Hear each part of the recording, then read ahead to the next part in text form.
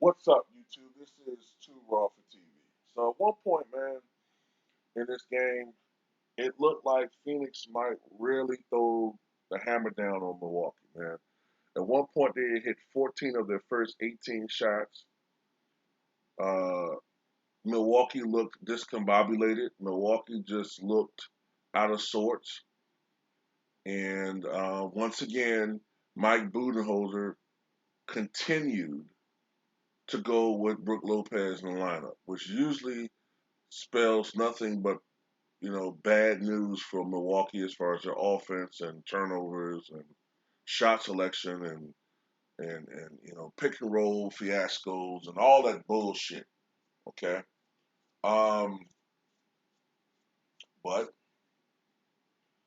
he made the adjustment, and what looked like Phoenix being on the verge of a 20-point victory swung back in the second quarter, and Milwaukee got right back into the game vis-a-vis, the exploits of Bobby Portis and Pat Connaughton, and Drew Holiday started getting it going after another slow start where he's inexplicably missing layups, and Chris Middleton was missing wide open threes again. They weren't getting the ball to Giannis.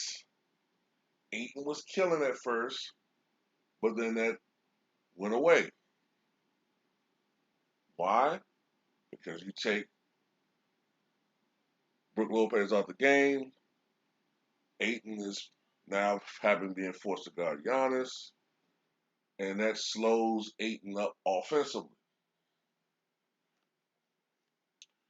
Now, I will say this too. Now, I can't blame this loss on Chris Paul. He's not the reason why they lost this game, but Chris Paul has been, um, he hasn't been Chris Paul since game one, I believe, when he had that magnificent performance in the first game of the series. Now, look, Chris Paul's 36 years old. He's not going to be the Chris Paul that he was just 5, 6 years ago. Definitely not the Chris Paul he was during the New Orleans Pelicans days. Oh no, or was it the New Orleans Hornets? New Orleans Hornets days. Um, 2008, 2009, 2010. He's not that Chris Paul anymore who's putting up consistently 23 points, 5 rebounds, 11, 12 assists, leading the NBA steals consistently. Uh, you know, Comparisons to Isaiah Thomas were abound. He's still a great player, though. But one thing I got to say, finally, Milwaukee was able to hit their shots. I'm not looking at stat sheets. I'm not looking at all that. I'm just going by the eye test with this one, right? Milwaukee finally was able to hit their shots. I haven't seen Milwaukee be this consistent from outside in a game since the Miami series. It's been that long to see everybody. I was just talking about this in my last video. I was talking about how when I talk about Milwaukee that they were due for a game like this. It's been so long since you've seen Pat Connaughton hit threes consistently and Bobby Portis in the same game hit threes, hit big shots consistently. And it's been so long since you've seen all three guys, Middleton, Holiday, and Giannis, all have pretty good games. The only guy that I think didn't. Well, no, even C.J. Tucker hit some big shots.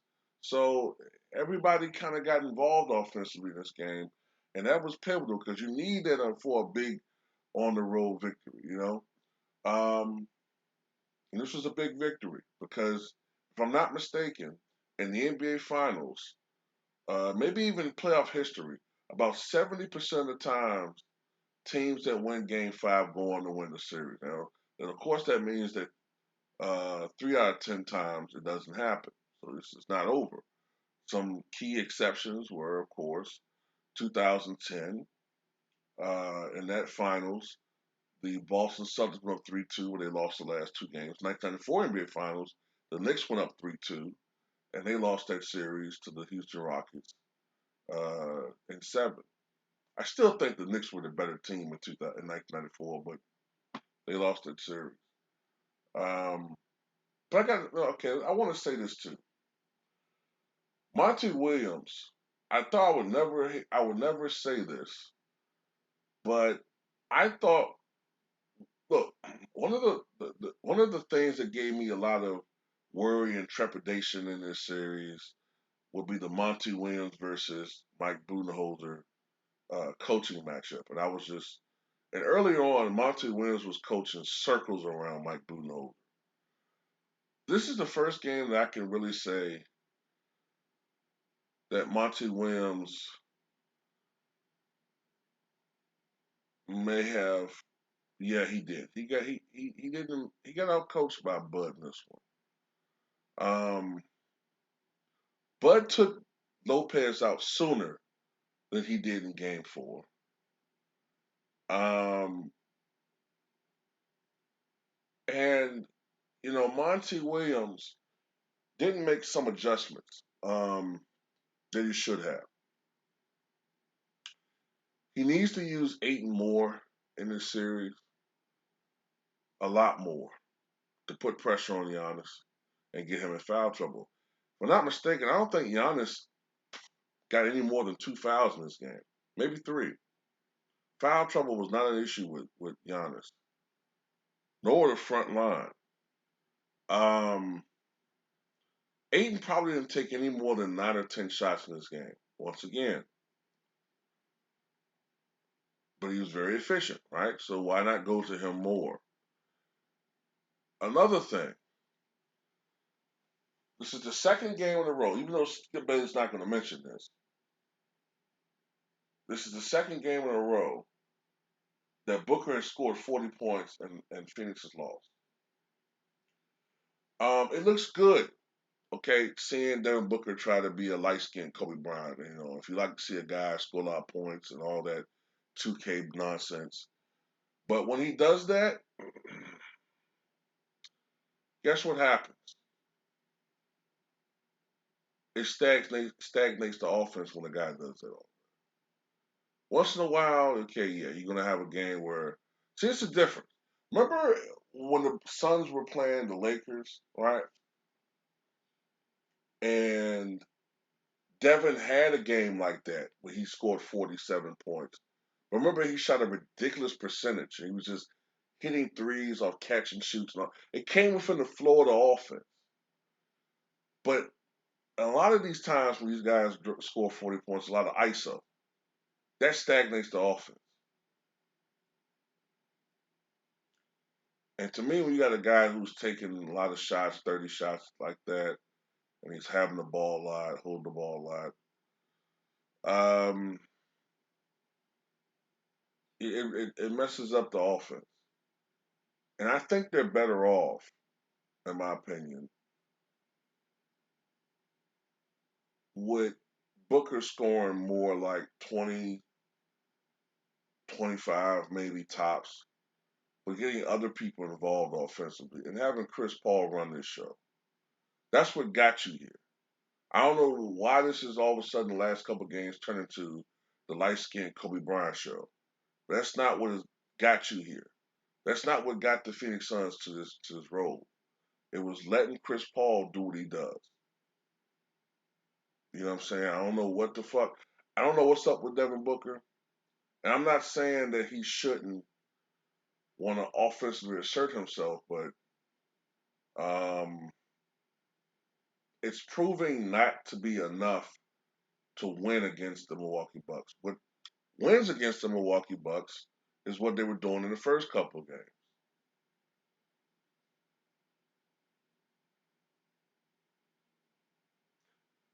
And they need to go back to that.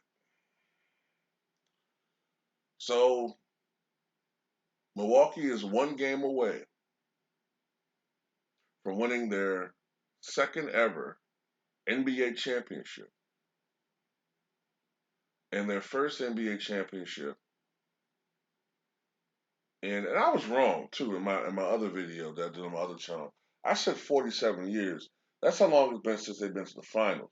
They haven't won a championship in 50 years. 50. They have not won a championship in 50 fucking years. 50 goddamn years. The last time they won a championship was 1971. My goodness. But if they win it, man, and I have to go here because, Shop Ticket TV had a very interesting discussion about this. Where do you rank Giannis? If Giannis wins a championship, you have to look at his resume. Giannis is 26 years old. If Milwaukee wins one more game, Giannis wins his first NBA championship. He brings a championship to the city of Milwaukee. Uh, Milwaukee has not really been known for anything in decades. Um, I mean, think about it. I'm trying to think. Have Milwaukee won a title in professional sports since the Bucks? I don't think the Brewers have ever won a World Series. No, they haven't won a World Series. You know, um, now I think Robin Yount and the Brewers have had some pretty good teams back in the '80s. But I don't think, and maybe early '90s, but I don't think they've ever won a World Series. I don't think that city has won a championship in 50 years. So this would be a huge. Matter of fact, think about this. Remember when LeBron won a championship, and that was the first championship that Cleveland had won in 52 years in any pro sport. There should be the same type of hype and hoopla if Giannis wins it for Milwaukee. Milwaukee's not known for anything. Milwaukee's known for Robin Yount, like I said, and Paul Molitor, Sidney Moncrief, young Kareem, our old Oscar, Beer, Laverne and Shirley. You know what I'm saying? High crime rate. That's about it. For Giannis to bring them a championship in today's day and age is a testament to why teams should go about doing it the way they used to do it. You know what I'm saying? Through drafts, through scouting, through smart trades involving, solid pieces. Not all this scheming, collusion and all this other crap. That's why, I looked at Giannis years ago, maybe 2016, 2017. I liked what I saw in the young man. I liked what I heard about him. I liked his mentality. And he plays the game the right way and he goes about it the right way. While a lot of people claim they want parity, but they want to see super teams. They're enthralled by that. Nah, you know. But shout out to Milwaukee Bucks, man. I hope they can do it. I think they will. They're going to do it in Game 6. I feel that strongly now. This series is going to end in Milwaukee. And,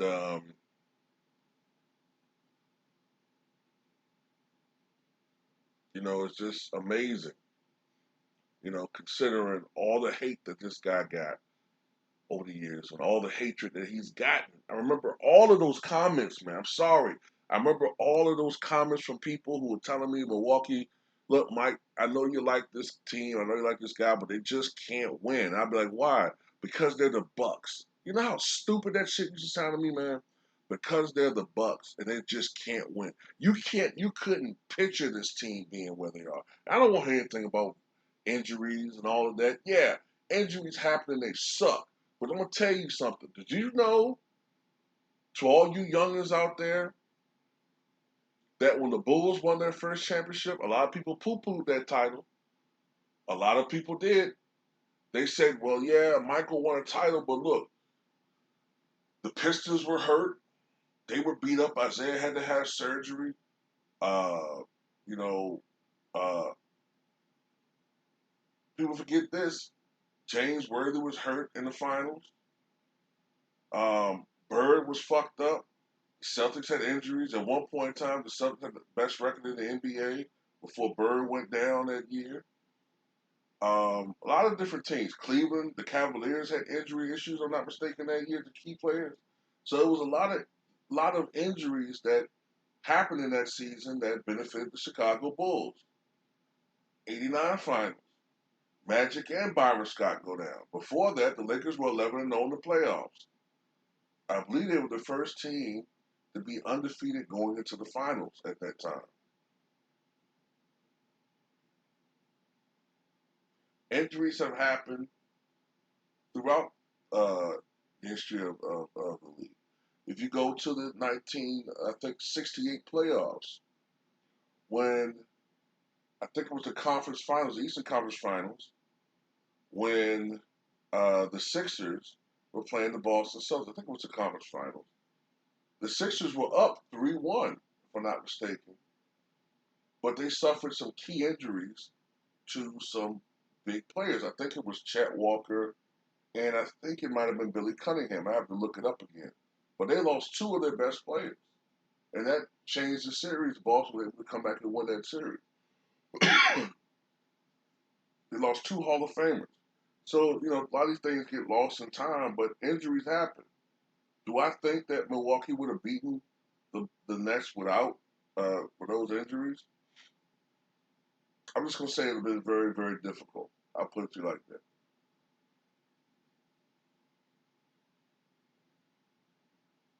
But these things happen.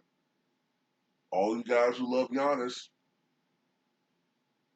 if Klay Thompson and Kevin Durant have been healthy, maybe we're talking three-peat with that team.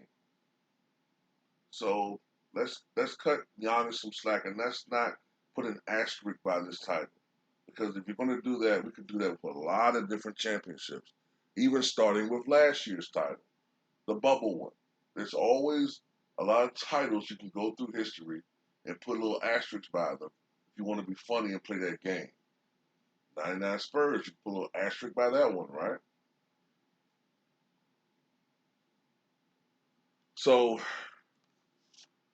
shout out to Giannis and the Milwaukee Bucks on the verge of a historic year and a historic championship.